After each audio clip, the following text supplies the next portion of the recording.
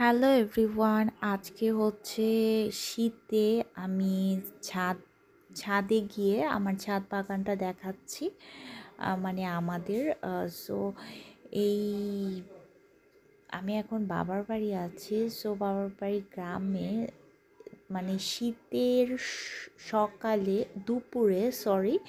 দুপুরে আমি ছাদে এসেছি এবং এতটা ভালো লাগে শীতের দুপুরে ছাদে রোদ পোহাতে।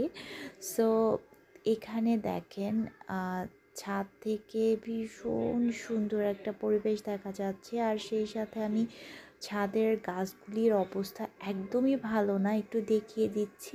আমি গত কয়েকদিন আগে একটা নিউ, মানে খুব সুন্দর একটা চন্দ্রমল্লিকা কিনেছি। সেটাই আপনাদের সাথে আজকে শেয়ার করব। এটা হচ্ছে ব্ল্যাক তুলসী, নয়নতারা, গ্রিন তুলসী সব কিছুই আছে। আর এই হচ্ছে আমার সেই সুন্দর ফ্লাওয়ারটা। সো আমি এটাকে রোদ্রে দিয়ে দিলাম, যেটাতে 4টে ফুল ফুটেছে এবং ডিপ একটা জাম কালার। মানে কি যে অসম্ভব সুন্দর। আর আমি গাছকে পরিচর্যা করতে খুব পছন্দ করি।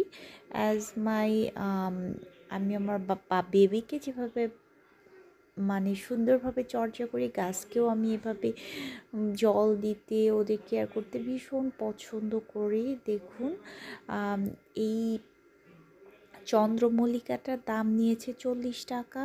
যারা ঢাকা থাকেন তারা জানবেন, ঢাকায় কিন্তু 80 টাকা নিচে এই গাছগুলো সেল হয় না। আরেকটা হচ্ছে, আমি যে বেল গাছটা দেখিয়ে দিচ্ছি, এই বেল গাছটা এত সুন্দর, এত বেল ধরেছে এবং এই গাছের বেলগুলো এত সুমিষ্ট। আসলে নিজেদের বাড়ি বলে বলছি না, এই বেল, এখানে যে এত বেল মানে গাছে ধরে, এবং এই বেলের মতো বেল আমি সত্যি কখনো খাইনি।